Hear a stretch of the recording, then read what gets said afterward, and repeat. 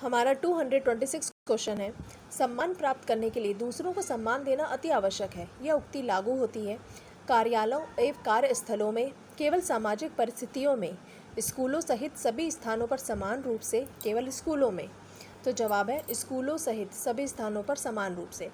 हमारा 227 क्वेश्चन है, शिक्षण व्यवसाय को अपनाने के पीछे निम्न में से एक को छोड़कर सभी कारण हो सकते हैं।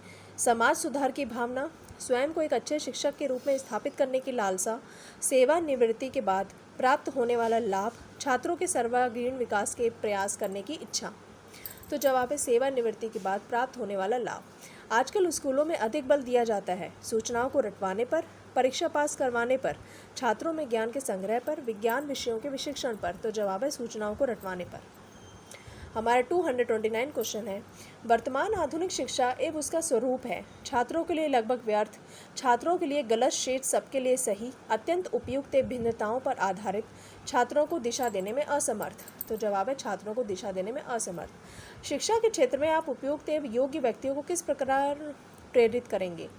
तो इसके विकल्प हैं उन्हें उपयुक्त, अच्छे वेतन द्वारा, शोध प्रोत्साहन एवं पुरस्कार देकर, पद देकर, प्रशंसा द्वारा। तो जवाब है शोध प्रोत्साहन एवं पुरस्कार देकर। हमारा 231 क्वेश्चन है, वर्तमान में किस प्रकार की शिक्षा छात्रों तथा समाज के लिए लाभप्रद है? तो इसके विकल्प हैं विशेषज्ञता प्राप्त करने वाली शिक्षा, रोजगार परक व्यावसायिक शिक्षा, प्रौद्योगिकी का ज्ञान देने वाली शिक्षा, नैतिक मूल्यों को उजागर करने वाला धार्मिक शिक्षा। तो जवाब है रोजगार परक व्यावसायिक शिक्षा। शिक्षकों को राष्ट्रीय भावना विकास हेतु क्या कदम उठाना चाहिए? राष्ट्रभाषा का अधिकाधिक प्रयोग करना चाहिए, विद्यालय में ऐसे कार्यक्रम का आयोजन करना चाहिए जिससे छात्रों में राष्ट्रीय भावना जागे, राष्ट्रीयता के विरोधी तत्वों का दमन करना चाहिए, पूरे राष्ट्र के लिए एक ही जैसे विषय वस्तु की वकालत करनी चाहिए। तो जवाब है विद्यालय में ऐसे कार्यक्रम का आयोजन करना चाहिए जिससे छात्रों में राष्ट्रीय भावना जागे। हमारा 233 क्वेश्चन है,